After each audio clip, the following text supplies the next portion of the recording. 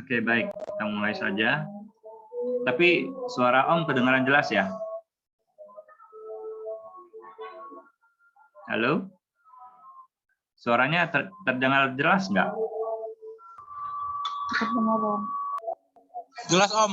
Oke, ya Om lanjut ya. Oke, malam ini teologi sifat-sifat Allah. Jadi ini maaf tanggalnya masih belum keubah ya. Jadi mengikuti minggu kemarin. Jadi minggu kemarin kita sudah mempelajari sifat-sifat yang tidak dapat diberikan ya, atau incommunicable attribute. Nah, seperti kemarin kita udah belajar ada self-existent, bahwasanya Allah ada dari dirinya sendiri. Nah, di situ kita dapat belajar banyak.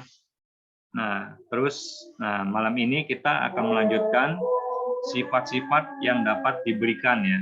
Jadi atau communicable attribute. Nah, sifat apa yang bisa kita berikan akan Allah ini ya, yang sering kita kenal. Nah, di dalam poin ini, poin A, B, C, D, E, F, G, H, nah, mungkin kita udah sering mendengar ya, bahwa Allah itu adalah roh, Allah itu maha tahu, nah, Allah itu mempunyai hikmat, kebijaksanaan yang sempurna, Allah itu maha baik, Allah itu maha kudus, bahwa Allah itu juga sumber kebenaran, sumber keadilan, dan Allah itu adalah Allah yang berdaulat. Ya, nah dalam poin-poin A sampai H ini kita akan pelajari satu persatu. Om belum sempat membuat untuk yang lebih detailnya ya. Nah, tapi nanti jika lupa atau apa bisa mengulang video ini, nanti akan diupload di YouTube seperti biasa ya. Oke, kita mulai dari personal spirit ya, bahwasanya Allah itu adalah roh yang berpribadi. Nah, kepribadian Allah itu mempunyai pribadi di dalam dirinya itu adalah pribadi yang sempurna. Ya, jadi kalau kita manusia, kita juga mempunyai suatu pribadi. Nah, tetapi pribadi itu hanyalah merupakan suatu kopi dari kepribadian Allah. Nah, cuma kita mengenal bahwa hanya Allah lah yang memiliki kepribadian yang paling sempurna. Karena bagaimanapun kita manusia adalah makhluk ciptaan ya. Walaupun kita diciptakan segambar serupa dengan Allah, tetapi kepribadian kita ini tidak sempurna seperti Allah. Sehingga manusia bisa jatuh ke dalam dosa. Nah, seperti Adam dan Hawa ya, seperti dulu ya. Nah, kita sudah tahu akan cerita itu ya. Nah, selain itu, kita juga di dalam nantinya kita akan mempelajari dalam doktrin selanjutnya mengenai Allah. Nah, Allah itu Allah Tritunggal. Nah, tunggal itu dalam pengertian bahwasanya tunggal itu adalah kealahannya. Ya, jadi Allah, makanya Allah kita Esa. Nah, tetapi di sisi lain dia memiliki 3 pribadi ya, ada Bapa, Anak, dan Roh Kudus. Nah, nanti Sabtu depan kita akan mengupas itu satu persatu ya, tentang Tritunggal seperti itu. Nah, ini kita cukup mengenal saja bahwa Allah mempunyai 3 pribadi di dalam keesaannya ya. Nah, terkadang ada kita mendengar bahwa kadang Allah Tritunggal itu dianalogikan seperti manusia ya. Manusia ada, kalau doktrin tentang manusia kita mengenal ada trikotomi, dikotomi. Nah, mungkin kita sering dengar ya, manusia itu terdiri dari tubuh, jiwa, dan roh ya. Nah, itu trikotomi itu. Nah, itu doktrin trikotomi ini ada yang beranggapan Allah itu seperti manusia, seperti mempunyai tubuh, jiwa, dan roh. Nah, ada juga yang dikotomi ya, mempunyai tubuh, jiwa, atau roh. Nah, cuma 2 ya. Nah, kita tidak sedang membahas masalah doktrin ini ya. Nah, cuma ya kita tahu bahwa ada orang menganalogikan bahwa Allah itu seperti manusia, mempunyai tubuh, jiwa, dan roh, terutama paham trikotomi. Nah, tapi hal itu tidak benar ya. Maksudnya tidak sesuai pengungkapan itu, karena bagaimanapun Allah itu roh, Allah tidak mempunyai tubuh yang seperti manusia yang fana saat ini ya. Nah itu nanti kita akan pelajari lebih lanjut ya, seperti itu ya. Nah yang kedua kita tahu sendiri bahwa Allah itu adalah roh, roh yang mempunyai kepribadian, dan Allah itu roh. Nah di dalam kita juga mengetahui bahwa malaikat atau setan gitu ya, iblis, nah mereka juga roh, sama. Dan mereka kalau kita berbicara roh itu tidak kasat mata ya, tidak bisa kita lihat dengan mata manusia seperti saat ini ya, dalam dunia nyata ya. Nah, tetapi manusia juga mempunyai roh. Nah, tapi roh itu mendiami dalam tubuh kita. Nah, tetapi semua itu baik malaikat, baik itu setan atau roh, nah itu berbeda dengan rohnya Allah. Karena apa? Allah itu memiliki roh yang sempurna di dalam dirinya, seperti itu ya, berbeda dengan ciptaannya ya, manusia, setan atau malaikat sendiri pun. Nah, itu perbedaan antara roh yang dimiliki Allah dengan kita. Nah, kita juga tahu bahwa roh, kalau kita berbicara roh, Allah itu tidak memiliki atau bersifat materi. Makanya saya bilang tadi bahwa kayak invisible gitu ya, tidak bisa kita lihat dengan kasat mata. Nah, walaupun kita tidak bisa melihat Allah, karena Allah itu roh, nah tetapi pada saat Ia menghendaki, nah Dia bisa menampakkan dirinya kepada manusia. Dan itu kalau kita berbicara dalam Perjanjian Lama, kita sering mengetahui ya, Allah menampakkan diri dalam rupa manusia. Nah, itu namanya teofani ya, bahasanya teofani, itu Allah berubah, menampakkan diri dalam wujud manusia. Bisa dulu kepada para nabi-nabi, kepada Abraham, dan kepada orang-orang yang Ia kehendaki untuk menampakkan diri. Ya, itu adalah kepribadian Allah. Nah, terus yang kedua, poin B adalah omniscience. Omniscience ya, kemahatauan. Jadi kita tahu bahwa Allah kita ini Allah yang maha tahu. Ya. Jadi maha tahu ini dinyatakan secara jelas. Kita bisa lihat di dalam 1 Samuel 2 ayat 3 ya. Sebentar, Om share juga.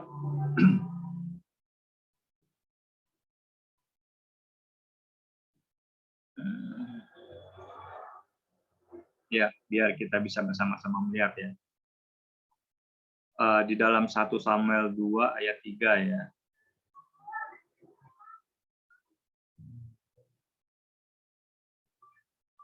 Nanti Om gedein lagi.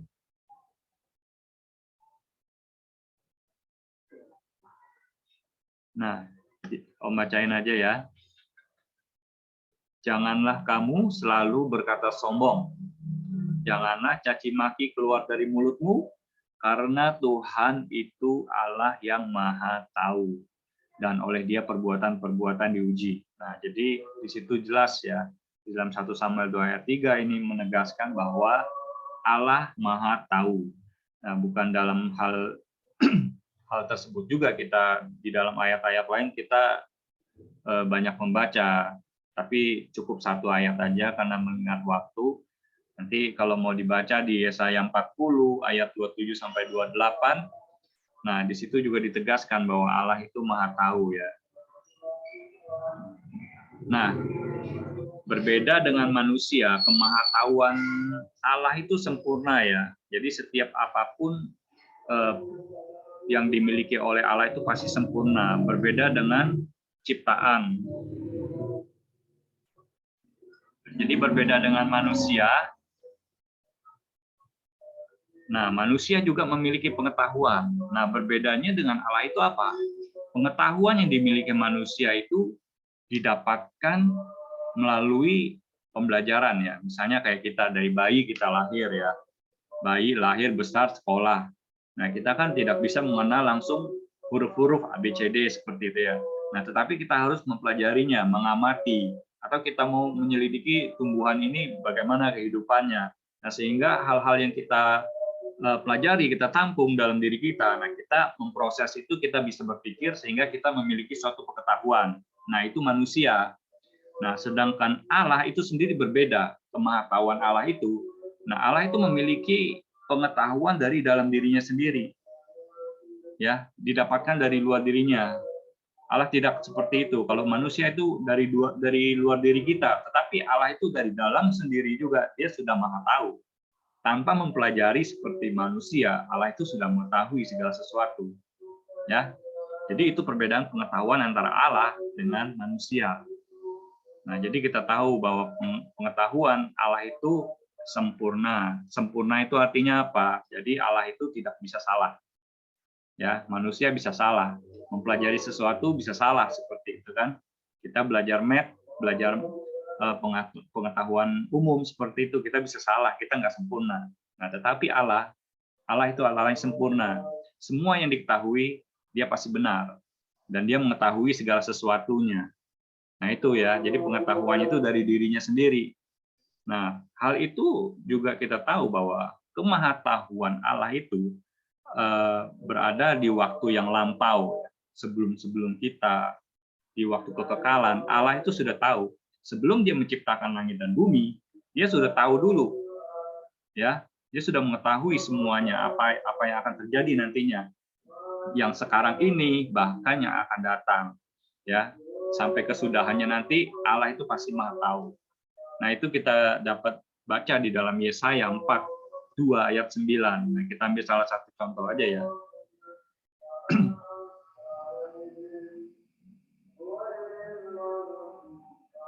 Yesaya 42.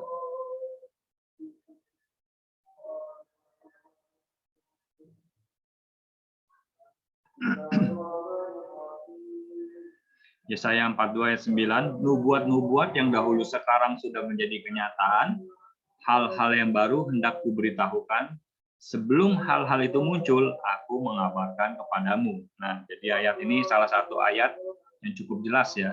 Jadi hal-hal yang baru hendak diberitahukan Allah, bahkan sebelum hal itu muncul, Allah sudah mengabarkannya kepada orang-orang Israel pada waktu itu.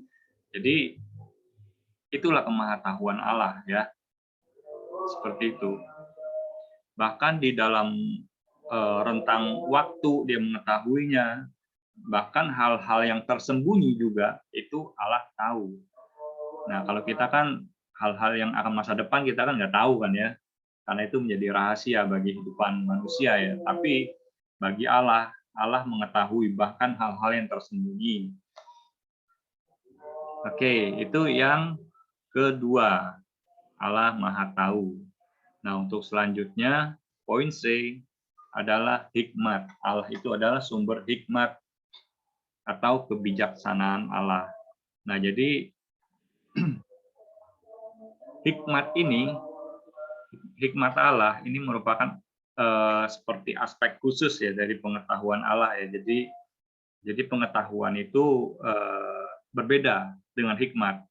Ya, tetapi keduanya ini antara pengetahuan dan hikmat ini saling berhubungan erat satu sama lain. Ya, itu kalau kita mau baca tentang ayatnya hikmat ya di Amsal. Amsal ini kan adalah yang ditulis oleh siapa? Amsal. Salomo ya. Nah, itu kan Salomo ini diberikan hikmat yang luar biasa bagi Salomo ya, yang diberikan Tuhan ya. Jadi di Amsal 8 itu banyak sekali itu. Nah, jadi nanti bisa dibaca ya adik-adik ya di rumah ya.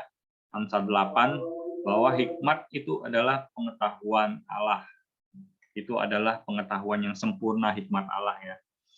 Nah, itu hikmat. Jadi sifat Allah yang mana ia menghasilkan yang hasil yang terbaik dengan menggunakan jalan yang terbaik. Jadi seperti semua ciptaannya, alam semesta, kita melihat dengan hikmat Allah, dia menciptakan bumi ini adalah dengan sempurna, dengan yang terbaik, ya seperti itu ya. Bahkan manusia tidak bisa mencapai semua itu ya. Itu hikmatnya Allah, luar biasanya. Terus poin yang keempat, mengenai kebaikan Allah. Ya, Jadi kalau kita berbicara kebaikan Allah, nah mungkin kita mengenal ya, kita tahu wah Allah baik.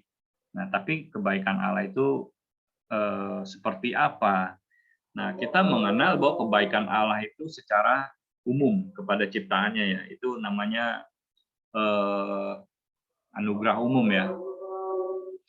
Jadi anugerah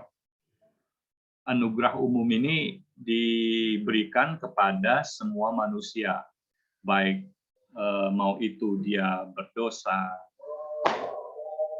baik dia hidupnya benar, seperti itu ya. Mohon maaf ya, di sini ada yang main petasan juga, mungkin agak mengganggu. Puji Tuhan. Tapi masih bisa kedengaran jelas ya suaranya ya. Nah, jadi kebaikan Allah ini secara umum diberikan Tuhan kepada manusia.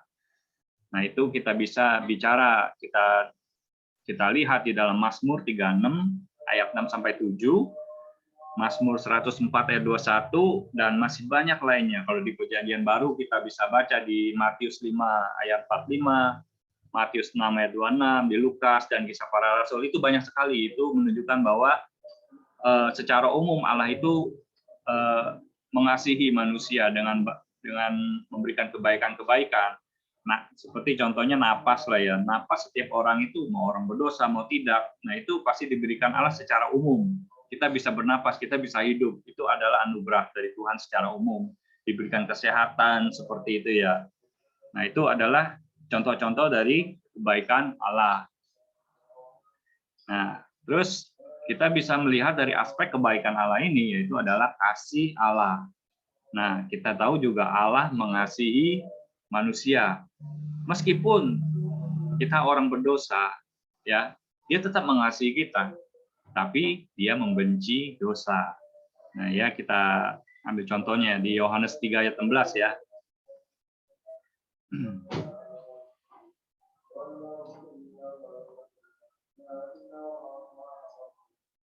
Yohanes 3 ayat 16.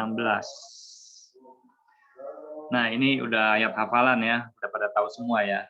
Karena begitu besar kasih Allah akan dunia ini, sehingga Ia telah mengaruniakan anaknya tunggal, supaya setiap orang yang percaya kepadanya tidak binasa, melainkan beroleh hidup yang kekal. Nah, kita lihat bahwasanya Allah begitu mengasihi manusia ya.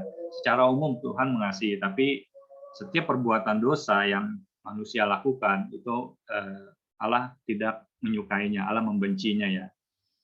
Nah, tapi kita harus melihat juga selain ada anugerah umum, nah di sini ada anugerah khusus ya.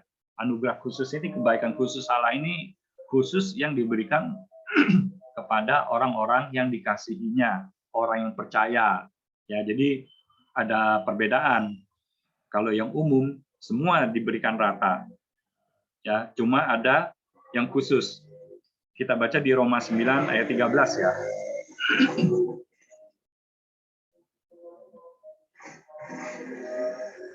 Roma 9 ayat 13. Seperti ada tertulis, aku mengasihi Yakub tapi membenci Esau. Nah, jadi adik-adik kalau pernah membaca tentang Yakub dan Esau, di mana Esau ini menjual hak kesulungannya ya kepada Yakub dengan semangkok bubur kacang merah ya. Nah itu suatu dosa seperti itu. Nah, dijelaskan di sini. Nah, mengapa Allah membenci Esau tapi mengasihi Yakub? Nah, Yakub ini adalah orang yang dikasihi Tuhan, yang dipilih Tuhan. Jadi Allah mengasihi Yakub dan Allah tidak menyukai Esau, ya seperti itu. Karena seperti itu. Jadi sifat adil ini tidak, kalau kita bilang begitu bisa aja, oh Allah itu nggak adil dong. Kan harusnya Allah itu katanya mengasihi semua orang seperti itu ya.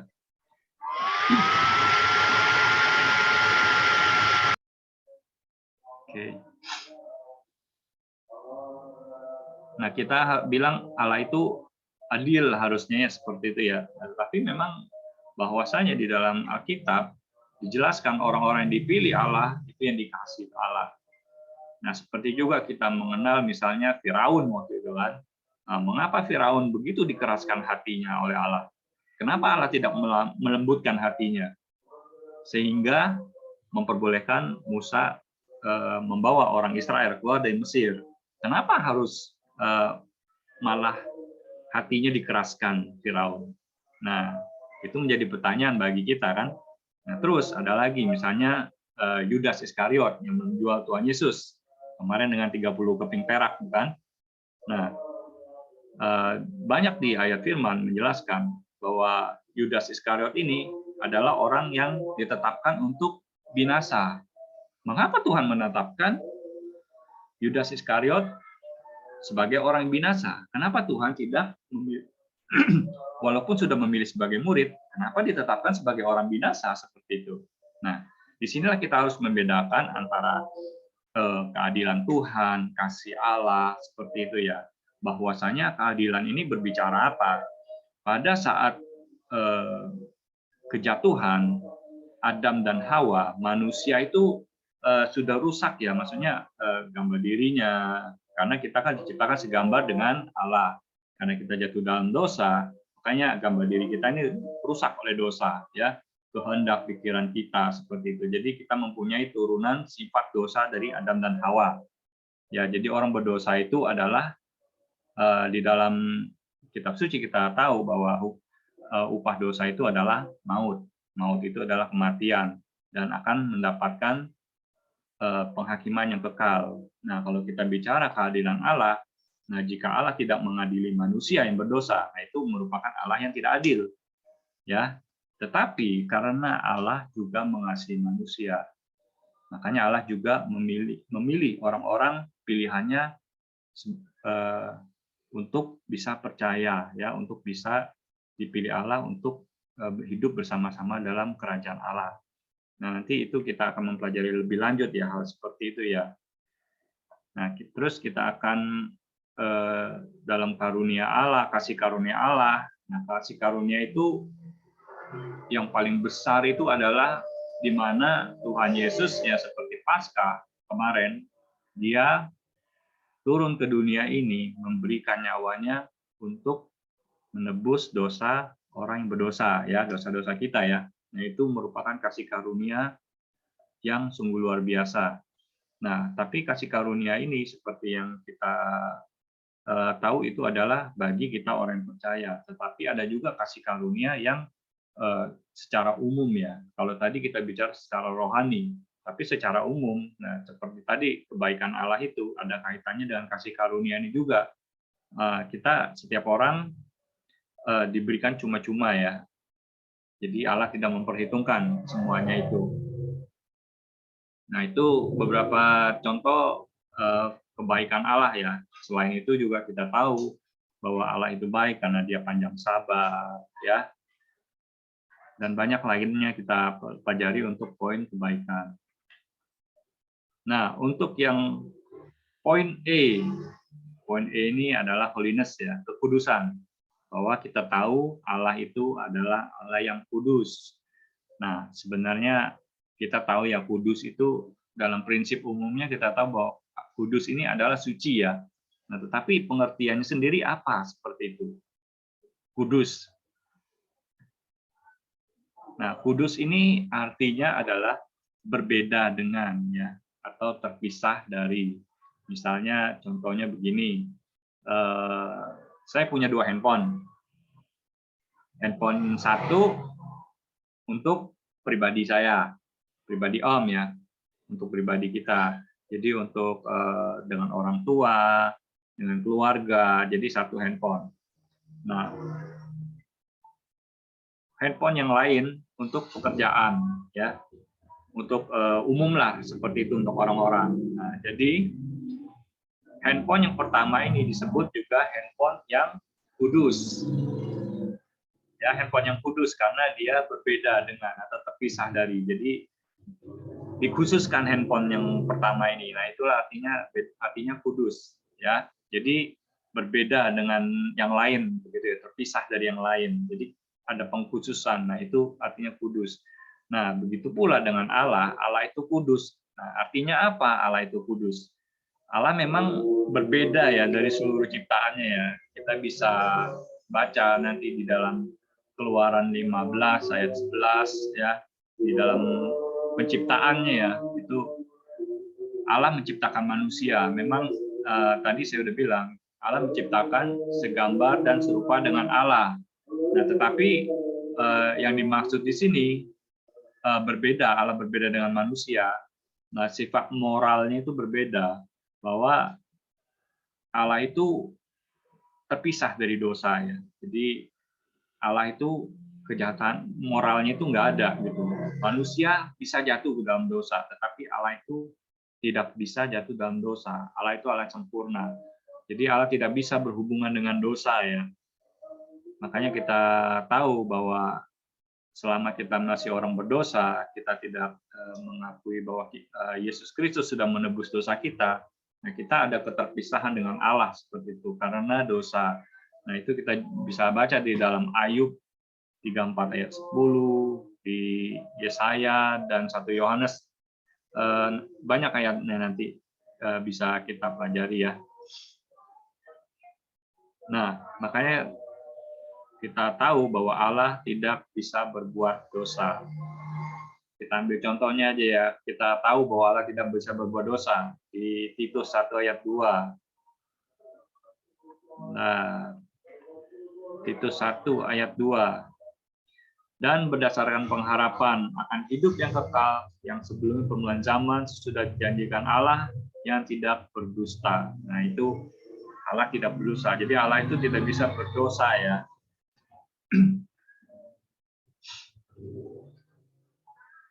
Nah, jadi kita tahu wujud kekudusan Allah itu bagi terhadap dalam hubungannya dalam manusia itu seperti apa. Nah, kekudusan Allah itu dinyatakan dalam hukum moral yang ditanamkan dalam hati manusia atau hati nurani ya. Jadi di dalam setiap kepribadian manusia, di dalam hidupnya, walaupun orang yang tidak mengenal Allah ya, tidak mengakui Kristus, nah di dalam dirinya itu diberikan hati nurani, itu hukum moral yang ditanamkan oleh Tuhan, sehingga jika kita berbuat dosa, ada kayak suatu perkataan dalam diri kita, kamu nggak boleh berbuat seperti itu dosa, itu tidak baik. Nah itu secara umum dinyatakan Allah kepada manusia yang diberikan yang kita kenal sebagai hati nurani ya. Nah, tetapi kekudusan Allah juga dinyatakan secara khusus. Ya, secara khusus ini kita bisa lihat bahwasanya kita mengenal firman Tuhan, ya kita mengenal kitab suci. Ya, jadi jangan heran ya, jadi terkadang kita menganggap Allah itu tidak masuk akal karena memberikan hukum-hukum yang begitu tinggi bagi kita ya. Tinggi sekali, misal contoh di dalam Matius 5 ayat 28 gitu kan, bahwa kita harus mengasihi Allah. Mungkin kita lihat aja ya, Matius 5 ayat 28 ya.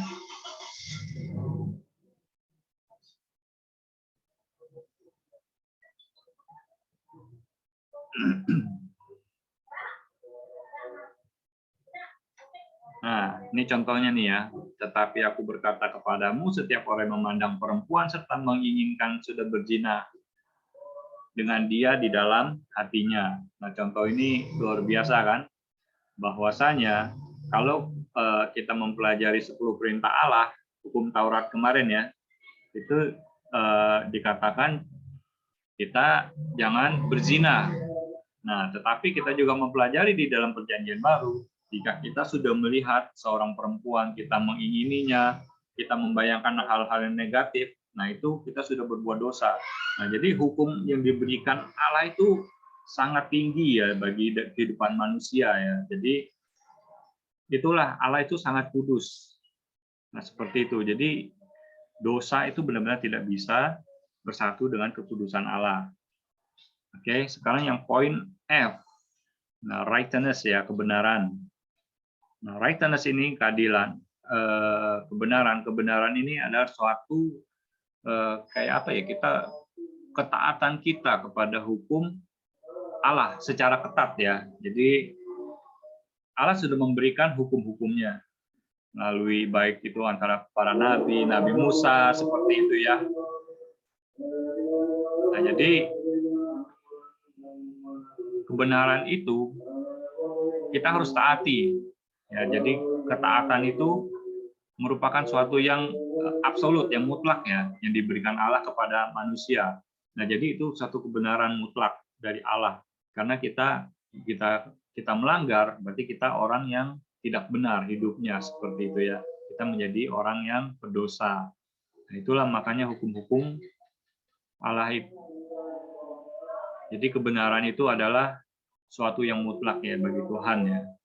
Nah, di poin G, justice, keadilan. Nah, keadilan tadi saya sudah sempat singgung ya, keadilan Allah kaitan dengan kasih. Nah, keadilan itu ya begitu, kalau orang berbuat dosa, kita berbuat dosa, ya kita pasti akan mendapatkan penghukuman, pengadilan dari Allah sesuai apa yang menjadi perbuatan kita. Kita sebagai orang berdosa, makanya kita harus hati-hati. Kalau kita tidak memiliki Kristus sebagai juru selamat kita, nah di situ kita akan mendapatkan penghakiman yang kekal. Nah, makanya jadi setiap remaja, anak-anak, jadi kita harus mulai menyadari ya bahwa hidup kita ini butuh juru selamat ya. Jadi kita tidak bisa dengan kehidupan kita mau apa ya, berbuat baik atau melakukan sesuatu untuk kita bisa berkenan di hadapan Allah. Kita butuh juru selamat. Kenapa? Karena kalau kita bisa melakukan hal yang baik sehingga membuat kita bisa masuk surga, kita diselamatkan, ngapain Tuhan Yesus capek-capek repot turun ke dunia untuk mati? Nah, itu yang menjadi pertanyaan. Jika memungkinkan manusia itu bisa sempurna, bisa memiliki perbuatan yang baik seperti itu ya, mengapa Tuhan Yesus harus capek-capek turun ke dunia ini? Toh dengan dia berbuat baik bisa diperkenankan Tuhan untuk masuk surga. Nah, hal itu tidak seperti itu. Makanya bahwasanya keselamatan itu adalah anugerah yang diberikan Tuhan secara cuma-cuma bagi orang-orang yang percaya kepada Kristus ya. Kristus yang sudah mati menebus dosa manusia dan bangkit ya. Nah, itu Paskah kita kemarin seperti itu ya. Nah, jadi orang yang tidak percaya dia pasti akan mendapatkan hukuman karena Allah itu adalah Allah yang adil ya. Itu adalah keadilan Tuhan. Nah, sekarang kita berbicara tentang kedaulatan ya. Ya, waktunya juga hampir habis. Nah, ini poin terakhir juga. Nah, Allah adalah Allah yang berdaulat. Nah, di dalam kedaulatan Allah, nah Allah itu pencipta segala sesuatu ya. Jadi kita sudah belajar pada saat teologi yang pertama, di dalam penciptaan Allah menciptakan alam semesta ini, nah itu ada kedaulatan dia, apa yang mau dicipta, apa yang mau dibuat, ya, dia membuat manusia, menciptakan malaikat, menciptakan semuanya, itu adalah kedaulatan Tuhan. Jadi kita tidak bisa meminta, oh Tuhan atau mengatur Tuhan untuk membuat ini itu atau berdasarkan keinginan kita, tidak bisa, karena Allah adalah Allah yang berdaulat, itu dalam sisi penciptaan. Ya, jadi di dalam kehendak Allah itu dia membuat apa yang menjadi sesuatu yang tidak ada menjadi ada ya. Contohnya langit dan bumi serta isinya. Nah, ini semuanya milik Allah. Ya, jadi semuanya yang ada di bawah kolong langit ini semuanya ada di dalam kedaulatan Allah ya. Oke. Sebenarnya masih ada beberapa tetapi waktunya juga. Nah, mungkin kita belajar sedikit tentang kehendak Allah ya. Jadi di dalam kedaulatan Allah ini kita ada dua hal yang penting yang harus kita ketahui ya. Jadi benar-benar bahwa kehendak Allah yang berdaulat. Jadi kehendak Allah yang berdaulat itu kehendak Allah itu seperti apa? Nah, mungkin dibagi tiga ya. Jadi kehendak Allah yang pertama ya, kehendak Allah yang menunjukkan pada prinsip kehidupan yang Ia berikan kepada manusia. Nah, contohnya ya, itu kayak hukum Taurat yang diberikan kepada Musa. Nah, itu adalah prinsip-prinsip nilai moral yang diberikan Allah kepada manusia. Nah, itu mencakup baik perintah maupun larangan dari Allah kepada manusia. Ya, di dalam hukum 10 Taurat kita pelajari waktu itu ya. Nah, di dalam kehendak yang pertama ini kehendak ini keseringannya itu tidak terjadi, ya, karena manusia itu manusia berdosa dan kebanyakan manusia itu tidak taat. Nah, kita juga melihat walaupun meskipun 10 perintah Allah diberikan kepada manusia, ya, melalui Nabi Musa, banyak bangsa Israel malah menyembah patung lembu emas seperti itu kan, membuat patung lembu emas sehingga membuat Musa marah, Allah murka gitu kan, dan banyak hal yang dosa-dosa yang dilakukan meskipun Taurat itu diberikan kepada bangsa Israel. Nah, inilah kehendak yang pertama. Jadi menunjukkan bahwa kehendak Allah melalui prinsip kehidupan manusia ya, seperti hukum Taurat dan hukum lain-lainnya yang diberikan kepada manusia. Nah, yang kedua, kehendak Allah yang menunjuk pada hal yang menyenangkan Allah kalau hal itu terjadi. Nah, ini kehendak apa ini yang menunjukkan yang bakal menyenangkan Allah kalau hal itu terjadi. Nah, kita contoh aja ya, satu ayat di 1 Timotius 2 ayat 3 dan 4.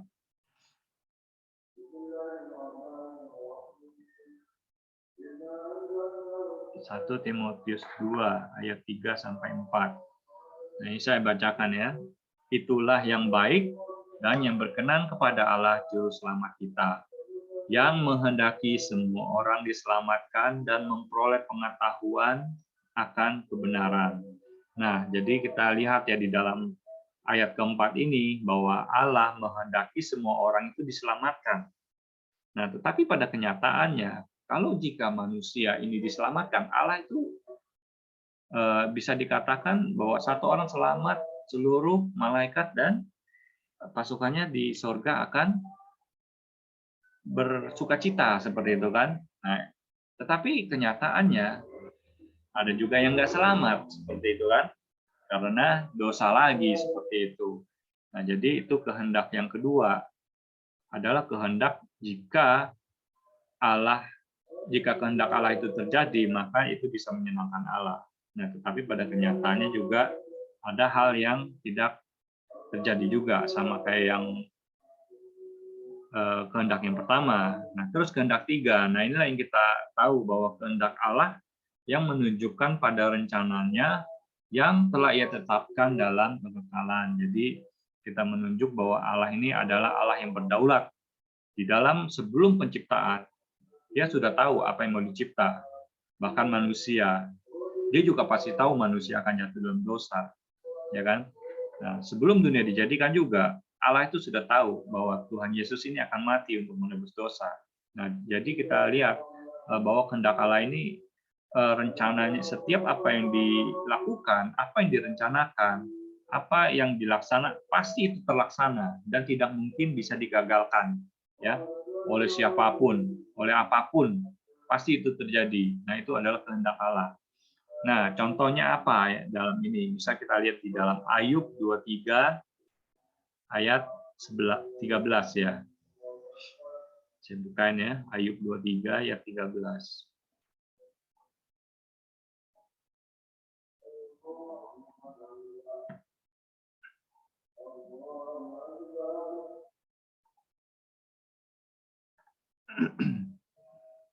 Ya, Ayub 23 ayat 13, tetapi ia tidak pernah berubah. Siapa dapat menghalangi dia? Apa yang dikehendakinya dilaksanakan juga. Jadi kita bisa melihat di ayat 13 ini, di dalam Ayub 23 ayat 13, bahwa siapa yang pernah menghalangi Tuhan di dalam melaksanakan apa yang menjadi kehendaknya? Tidak bisa. Apa yang sudah ditetapkan Allah, apa yang sudah dikerjakan Allah, itu pasti akan dilaksanakan. Tidak ada seorang manusia pun atau apapun yang bisa untuk mempengaruhi agar itu tidak bisa terlaksanakan kehendak Allah itu. Nah, mungkin seperti itu, bahwa kita mengenal kehendak Allah ini. Nah, kehendak Allah yang ketiga inilah yang kita yakini seperti itu ya. Nah, nanti di dalam banyak ayat yang menegaskan hal ini, bahwa Allah itu Allah yang berdaulat ya. Atas semua rencana dan rancangan dia Allah yang berdaulat. Tadi kita udah baca Ayub 23:13, nanti ada di Ayub 42 ayat 1 sampai 2, di Mazmur, Yesaya juga banyak, Ibrani juga ada. Nah, jadi kehendaknya dalam setiap penciptaannya Allah memeliharanya seperti itu ya. Ada kayak seperti pemerintah yang memerintah kita Indonesia ini, walaupun bukan orang-orang yang percaya seperti, tapi Allah memilih orang-orang itu untuk bisa memimpin bangsa. Nah, itu seperti itu ya. Nah, itu banyak sekali contoh-contoh kehendak Allah ya. Oke, puji Tuhan.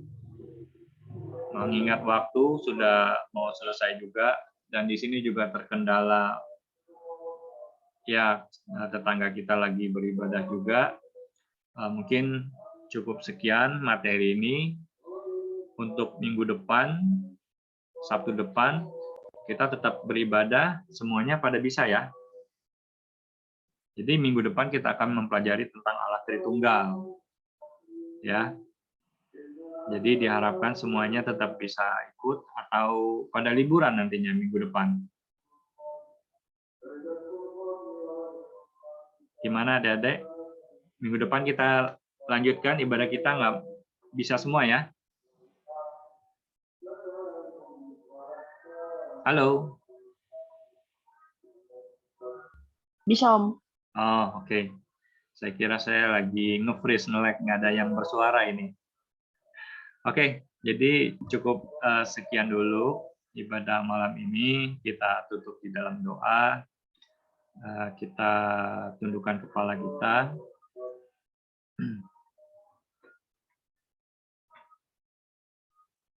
Oke, kita berdoa sejenak ya.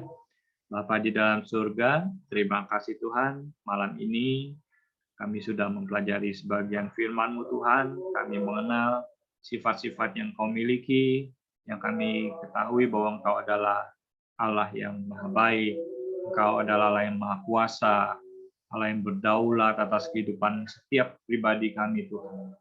Terima kasih Tuhan, bila mana kami berada di sini, kami tahu bahwasanya Engkau mengasihi kami semua Tuhan, terutama buat para remaja, bila mana Tuhan Kau memiliki kehidupan mereka, biarlah Tuhan mereka bisa hidup di dalam ketaatan, di dalam kebenaran firman-Mu, kiranya Kau menolong, Roh Kudus senantiasa menuntun kehidupan mereka, baik di masa sekarang, di masa yang akan datang, menjalani kehidupan mereka, pribadi lepas pribadi, Engkau menolong Tuhan, biarlah semua apa yang menjadi rancangan-Mu, apa yang menjadi kehendak-Mu dalam kehidupan kami semua, Kau nyatakan dan kami menerimanya dengan sukacita Tuhan.